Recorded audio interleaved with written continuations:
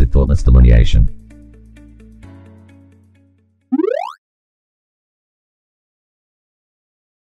The sole purpose of Thoughtless Delineation is to lift standards of ethics by promoting truth and denouncing the conservancy of inhumane ideologies. Hello, in this episode I'd like to talk about something that is brought up quite often. However, some people deem the topic to be out of bounds for adoptees.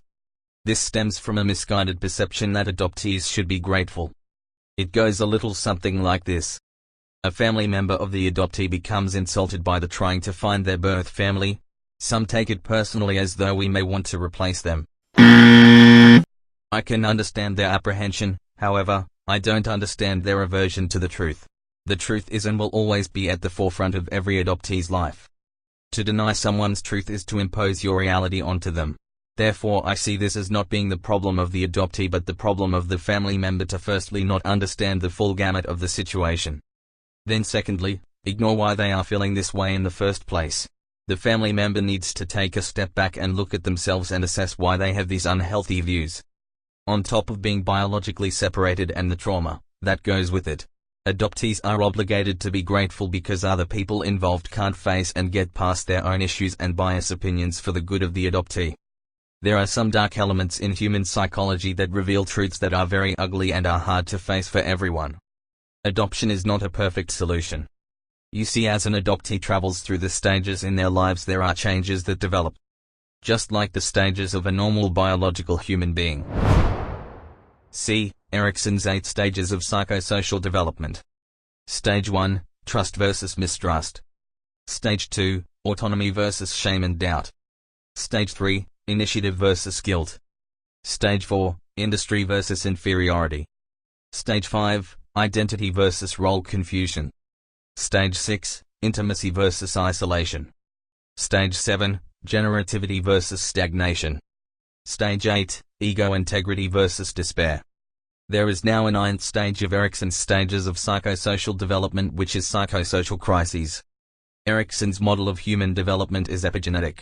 This is to say that each stage of psychosocial development is built upon the previous stage or stages of development and their outcome. For example, a child who has a significant sense of basic trust will seek autonomy and test it behaviorally without readily falling into shame and doubt. Or obversely, a child with poor resolution of shame and doubt issues will have more trouble developing initiative unclouded by excessive guilt. In an adoptive family, the child has nearly always been told he or she is adopted, often long before the conceptual notion of the word is within his/her range. In an adoptive family with a successful marriage with mutual motivation to adopt, as well as the capacity to grieve their infertility, and assuming the absence of mental illness including alcoholism, the child has adapted to their new parents' idiosyncrasies sufficiently to have arrived at this stage of development with their own pattern of function. In the greater family, there is nearly always significant contact with other children, most commonly cousins. Cousins are a common source of information, some of it wrong or distorted. The material has its origins in the aunts and uncles' discussions about the circumstances of the adoption, and snippets of gossip or speculation about the original mother and father of the boy or girl. A child who is not informed derives information readily from other children. Cousins are a frequent source. Many crises may occur from wrong information, sometimes far-fetched, and even information that is roughly correct. For an adoptive child, one alternative to this is no information whatsoever, a total wall of silence about his or her origins. Some adoptive parents provide information that is fed to them by agencies to be used at the appropriate age. Often this is edited, distorted, or simply not factual, even the result of communication mistakes or deliberate miscommunication. Anglo-Saxon and European culture has a background of centuries of successful breeding techniques long before it received help from science or the discipline of genetic research. Every family has its myths of who took after whom, and what the family was noted for in abilities, character and appearance. It is hard for an adoptive child to know what I am really like. Other difficult notions are there for the child, such as had to give you up for adoption, and we chose you. The culture doesn't help the adopted family either, because common culture says, it will be just as if you had your own children. The family are let down by not being supported by the culture in which they are supposed to exist, as if adoption had not occurred. Confusion and insecurity readily occur, particularly if one of Erikson's first 3 stages has left some mistrust, shame, doubt or guilt as a problem for the child.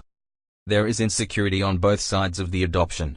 The child is insecure in not knowing how strong is this bond from adoptive parents, how committed are they to staying with it. And insecure children, despite their relative health, test out the adults of their family. Sometimes they do it aggressively, other times by adopting the behaviors of a younger care-eliciting child. When this goes on, and the child's temperament appears strange and unfamiliar, some adoptive parents are tested too much in the same way as a fostering placement is tested and is unable to go on. Crisis phenomena occur and the more committed families seek help instead of giving up or blaming the child.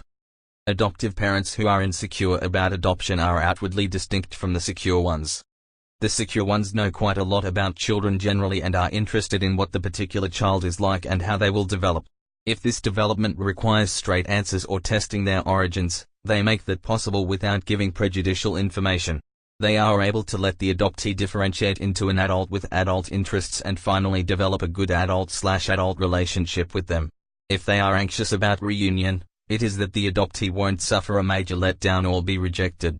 They are usually interested in the biological family and what they do without deprecation. It is rare to see a mother and an adoptive mother become good friends, and it can't come about any other way than with real trust.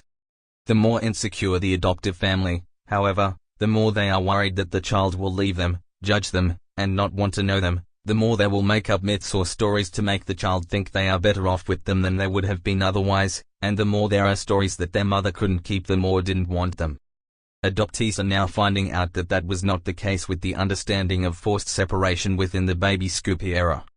Some adoptive parents want school results and trophies on the shelf, and, if they just happen without anxiety and pressure, that is fine.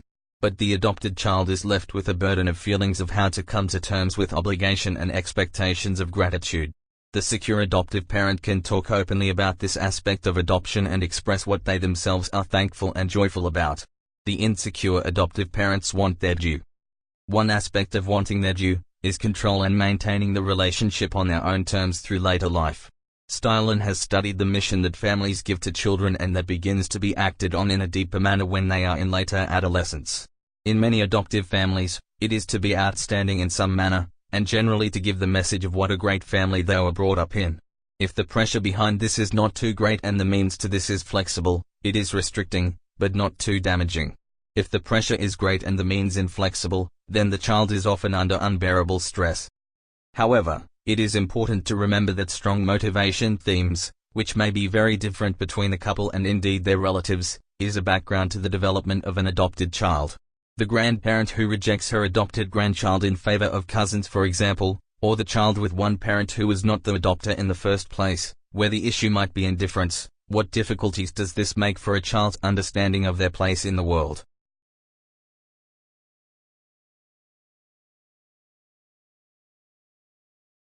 In Erikson's terms, the stages of industry and identity in psychosocial development are a hard time for the adopted child, and, because they are the foundations for the later stages of intimacy and generativity that lead on to the child accepting themselves and their life, they are pivotal in the making of the person and the family of the future.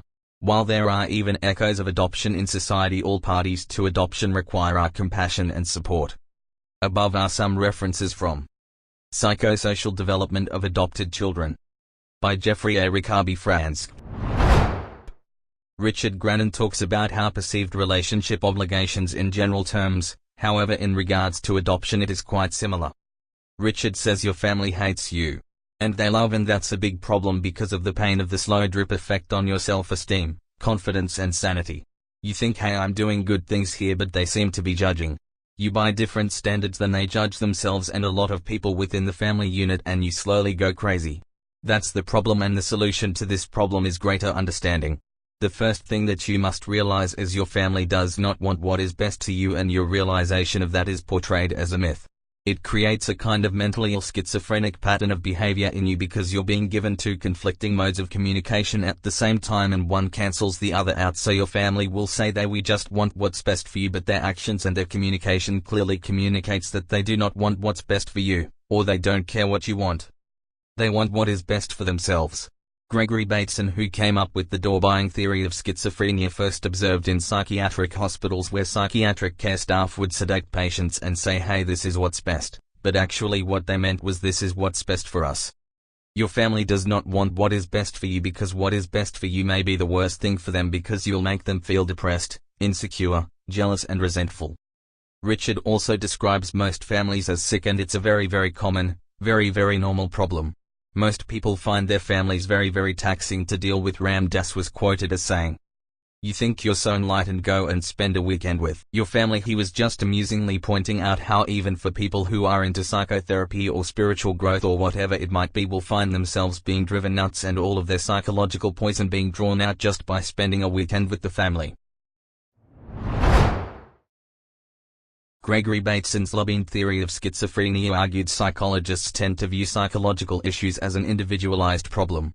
Gregory Bateson's lobbying theory of schizophrenia shows whole family units are ill, and what would happen is the weakest link in the family would often manifest the symptoms of the mental illnesses of all the other people in the family, then scapegoated to become the black sheep of the family. Other researchers point out that this so-called weakest link is usually the more emotionally sensitive, psychologically tuned in. This person is also the more intuitive, creative and artistic person, and is usually the person who's picked out to be the scapegoat, and they will usually manifest the mental illnesses of all the other people in the family. You can't stop it because they like it. Mobbing is a scapegoating group of people that attack one person because it feels good, it's an enjoyable experience for them. The only thing you can do is to set up boundaries as you grow up and deal with these painful realities. You need to realize that you must one way or another learn to live independent of the good or bad opinions of others. It's not your fault, it's something that they're experiencing, and it's almost like a software fault in human psychology. Forgive yourself for feeling the way you feel. You might feel weak, you might feel like you're not being given the love that you deserve. Or what was wrong with me? Forgive the people who are experiencing this. They can only be feeling this way because of bitterness. Because they don't know what you're going through, they don't know how tough it is for you. All they have is their perception. They don't want to start liking you because then they would have to deal with their own issues. Seek to actively increase your understanding. In summarizing, if you are reading this and have an issue with how or why adoptees or mothers search for their truth, go look in the mirror and ask yourself why you have a problem with it. You may just stand to grow in personal understanding and acceptance once you face your own demons and beliefs. Don't inflict them onto someone else that not only does not deserve it but did not ask to be put in this situation called adoption. Follow me and subscribe on Facebook, Medium, Twitter and on YouTube.